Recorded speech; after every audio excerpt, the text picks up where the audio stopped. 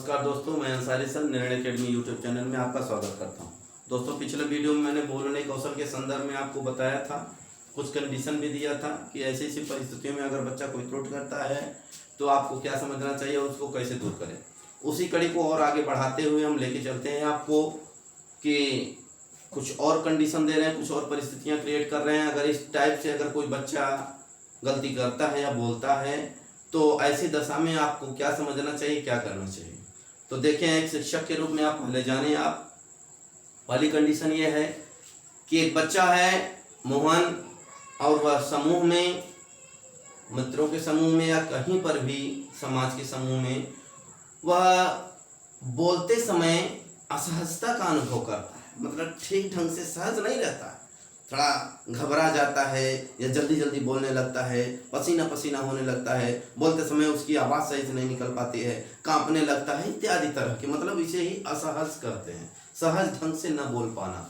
तो अगर कोई बच्चा है अगर इस तरह से कर रहा है, समूह में नहीं बोल पा रहा है, तो एक शिक्षक के रूप में पहले आप क्या समझें कि अच्छा बच्चा क्यों कर रहा है ऐसा। क्योंकि उपचारात्मक शिक्षण निदानात्मक शिक्षण पर ही निर्भर करती है। जब आप बच्चे की समस्याओं को नहीं जानेंगे, उसकी कारणों का पता नहीं लगाएंगे, निदान नहीं करेंगे, तब तक आप उपचार नहीं कर सकते हैं। इसलिए पहले आपको कारणों को जानना पड़ेगा, तब जाकर इसका उपचार करना पड़ेगा। तो देखें, आप सबसे पहले हमें एक उदाहरण देते हैं आपको, जीता जागता उदाहरण। जैसे कोई व्यक्ति अगर पहली बार स्टेज पे जाता है या कोई बच्चा हो किसी वार्षिकोत्सव में अगर पहली बार स्टेज पे जाता है तो उसकी देखिए आवाज़ सही से नहीं निकलती है, उसकी आवाज़ अवरुद्ध होने लगती है या कांपने लगता है, जल्दबाजी में बोलने लगता है, घबराने लगता है, पसीना पसीना होने लगता है। इसे ही कहते हैं असहजता। इसके पीछे रीजन क्या है, क्या कारण है? क्योंकि वह बच्चा कभी स्टेज पे बोला नहीं है, कभी समूह में बोला नहीं है, परिणाम स्वरूप वह ऐसी गलती करेगा ही। इसलिए निष्कर्ष यह निकलता है कि वह अपने अंतःकरण से ही खुद को कमजोर या वीक फील कर रहा है, अर्थात वह खुद से मनोवैज्ञानिक दबाव का अनुभव कर रहा है। इसलिए इसका जो मूल कारण है वह है मनोवैज्ञानिक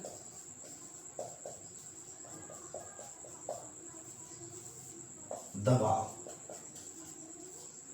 मोहन इसलिए नहीं बोल पाता है समूह में क्योंकि वह मनोवैज्ञानिक दबाव का अनुभव करता है। अब प्रश्न ये उठा कि अगर मनोवैज्ञानिक दबाव का अनुभव करता है तो हम इसका उपचार कैसे करेंगे। निदान तो जान गए, कारण तो जान गए, हम निदान करना मतलब कारण का पता लगा, कारण तो जान गए कि वह स्वतः जो है मनोवैज्ञानिक दबाव फील कर रहा है, स्वतः बोल नहीं पा रहा है ठीक ढंग से। तो ऐसी दशा में उपचार हमें क्या करना होगा। उपचार के लिए सबसे पहले बच्चे को प्रोत्साहित करना होगा। ये प्रोत्साहन किस तरह का देना होगा, सहानुभूतिपूर्ण स्नेहपूर्ण देना पड़ेगा।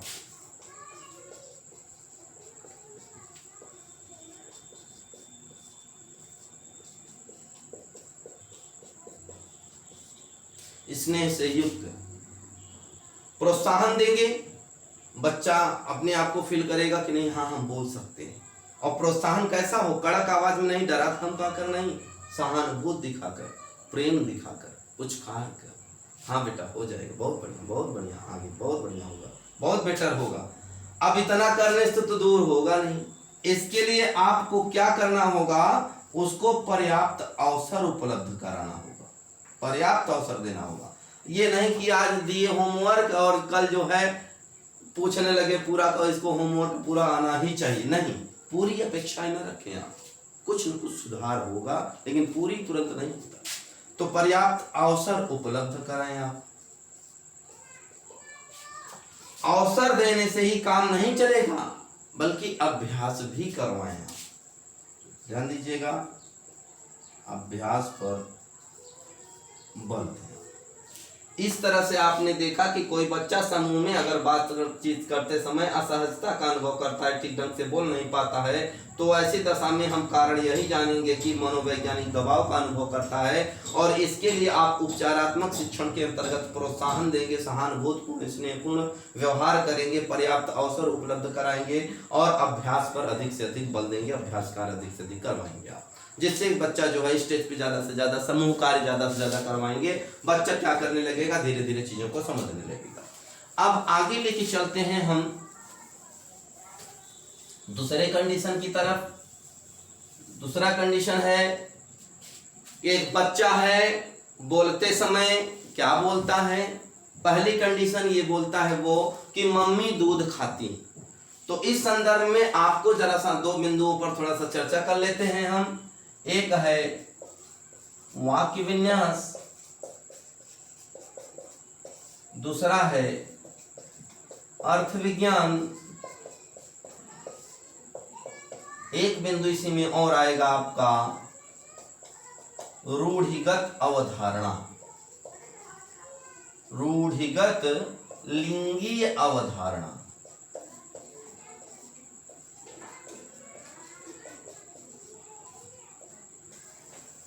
ये तीन बिंदु आपके समक्ष हैं। अब प्रश्न ये उठा, वाक्य विन्यास क्या है।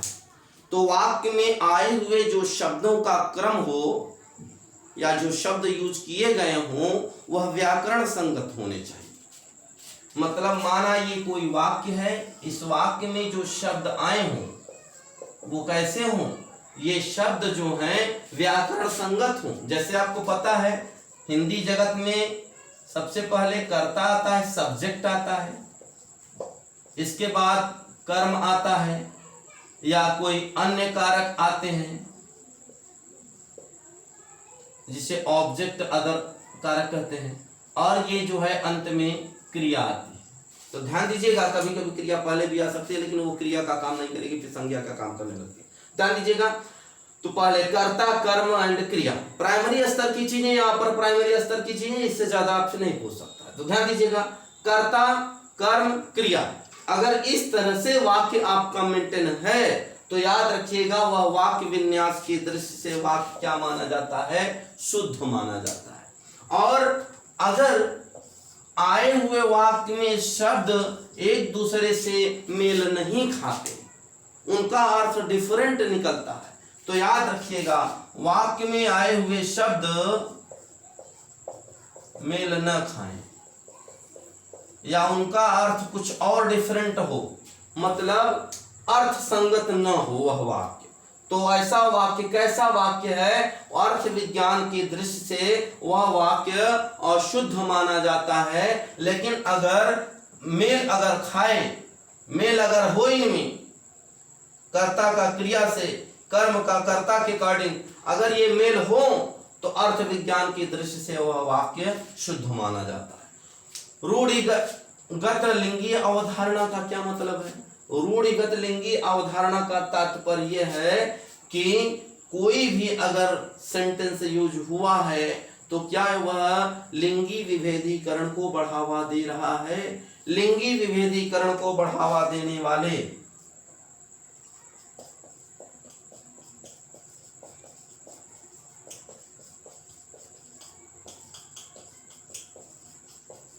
लिंगी विभेदीकरण वाले जो वाक्य होते हैं वो किस टाइप के वाक्य होते हैं? रूढ़िगत लिंगीय अवधारणा वाले वाक्य होते हैं। तो ध्यान दीजिए, हम दोनों सेंटेंस पर चलते हैं। सबसे पहले मम्मी क्रिया को करने वाली इसलिए कर्ता, दूध कर्म ऑब्जेक्ट, खाना क्रिया।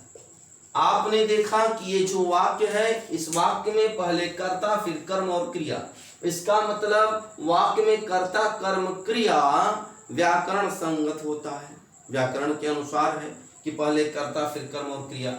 इसलिए वाक्य में आए हुए शब्द व्याकरण सम्मत होने के कारण यह वाक्य विन्यास की दृष्टि से, इसको अभी लिख देते हैं,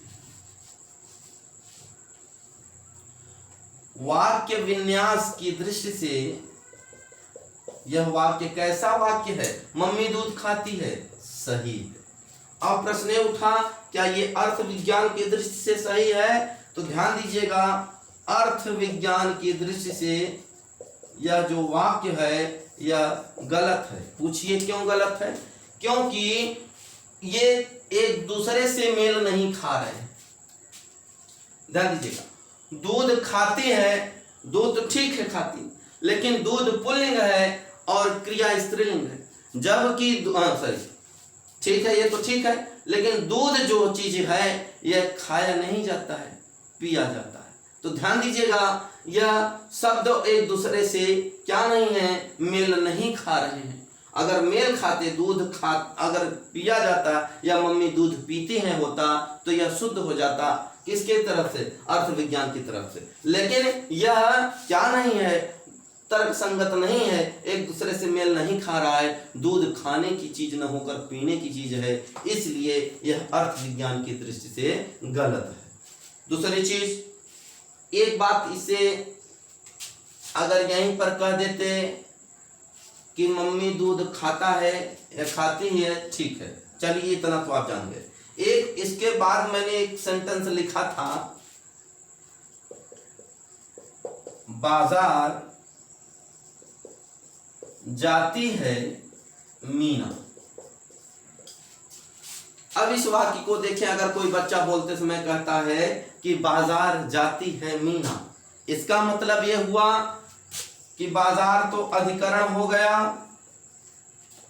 जाति क्रिया है, मीना करता है, क्योंकि क्रिया को इसको संपन्न कर, तो कर्ता तो अंत में आता नहीं है।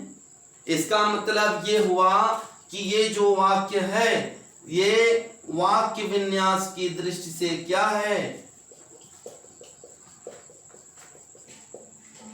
अशुद्ध है, क्योंकि वाक्य में आए हुए शब्द व्याकरण सम्मत नहीं है। इसके बाद अर्थ विज्ञान की दृष्टि से,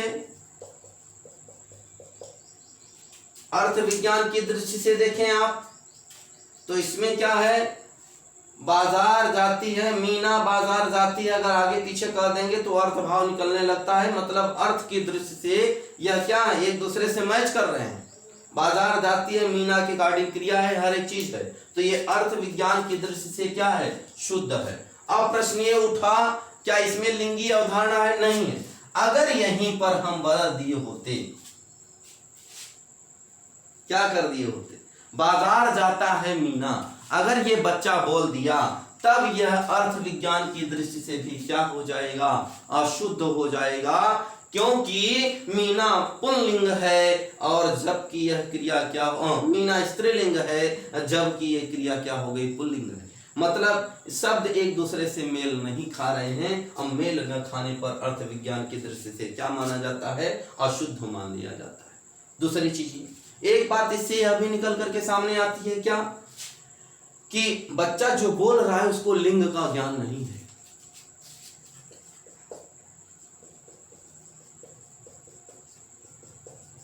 बच्चे को लिंग का ज्ञान नहीं है, नहीं तो मीना के साथ वह जाति लगाता जाता न लगाता। अब जरा लिंग का ज्ञान या लिंगी अवधारणा से संबंधित एक उदाहरण हम आपको देने जा रहे हैं, जरा ध्यान से सुनिएगा इसको।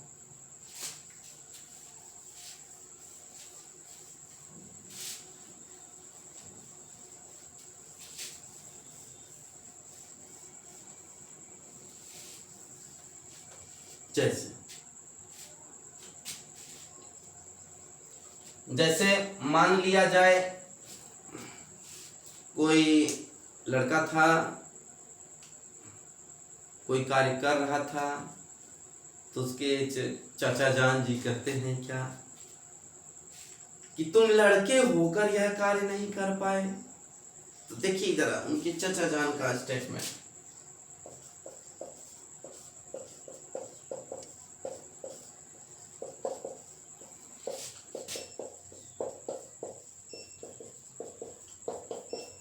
तुम लड़के होकर नहीं कर पाए।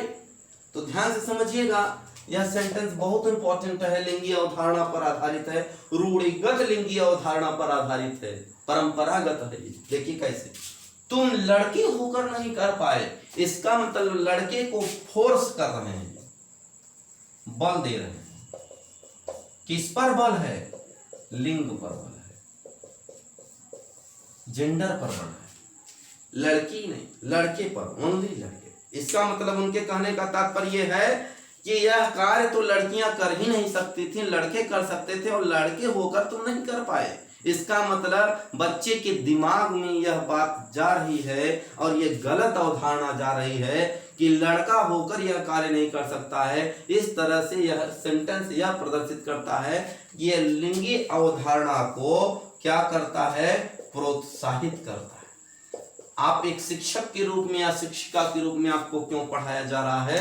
तो ध्यान दीजिएगा, इस तरह के वाक्य आप कभी अपनी क्लास में या अपने आसपास के वातावरण में बच्चों के हित के लिए, बच्चों में के संदर्भ में आप प्रयोग बिल्कुल न करें, अन्यथा लिंगी अवधारणा को बल मिलेगा और इससे लड़कियों में हीन भावना प्रबल होने लगेगी।